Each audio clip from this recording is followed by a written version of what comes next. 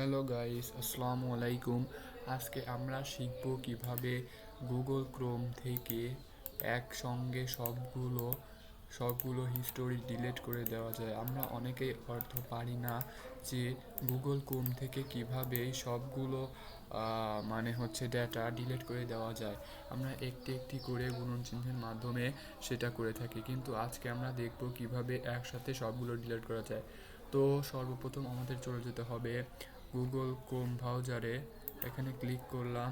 Click করার পর দেখবেন আমাদের সামনে এখন গুগল ক্রোম ব্রাউজারের যে ইন্টারফেস, সেই ইন্টারফেসটা ওপেন হয়ে গেছে। এখন আমাদেরকে এখান থেকে এই থ্রি ডট ডানে উপরের সাইডে থ্রি ডট অপশনে ক্লিক করতে হবে।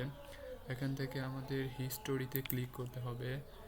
হিস্টোরিতে ক্লিক করার পর হিস্টোরিতে জাস্ট মাউসের কার্সারটা ধরে রাখলে এপাশে কন্ট্রোল-S অর্থাৎ হিস্টোরি, এখানে এটা চলে আসবে। এখানে ক্লিক করতে হবে। এখানে ক্লিক করার পর ডিলেট ব্রাউজিং ডাটা, এখানে ক্লিক করতে হবে। ক্লিক করার পর এখানে চলে আসবে লাস্ট 4 আওয়ার, অর্থাৎ এখানে আপনি লাস্ট 4 আওয়ার বদলে লাস্ট আওয়ার এটা সিলেক্ট করে দিতে পারেন। পাশাপাশি লাস্ট 20 আওয়ার এটা সিলেক্ট করে দিতে পারেন, তবে বেস্ট হবে last 4 hour. All time option আছে, কিন্তু এটাই বেস্ট হবে। এখানে এটি সিলেক্ট করার পর আপনি জাস্ট এখানে ডিলেট ডাটা এখানে ক্লিক করে দিলে সবগুলো আস্তে আস্তে দেখুন ডিলেট হয়ে যাচ্ছে। তো আমাদের একটু ওয়েট করতে হবে। ওয়েট করার পর আমরা দেখতে পাবো সবগুলো ডাটা একসঙ্গে ডিলিট হয়ে যাচ্ছে। দেখুন উপর দিয়ে কীভাবে ডিলিট হয়ে যাচ্ছে।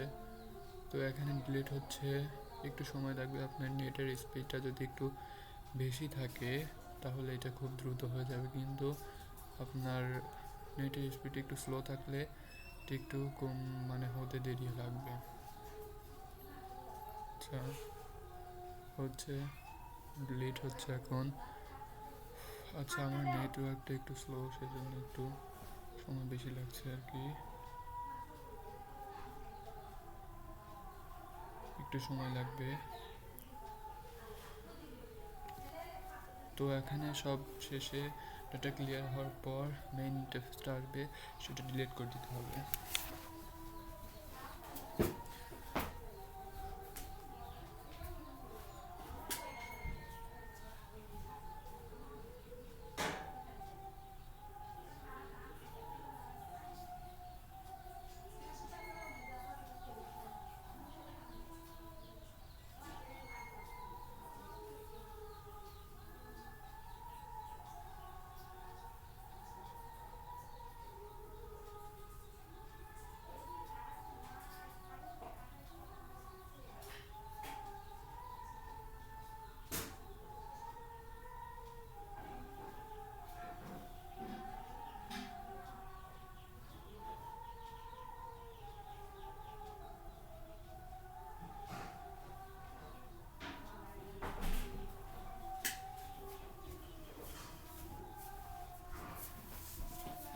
আপনারা দেখতে পাচ্ছেন হয়ে গেছে ইতিমধ্যে।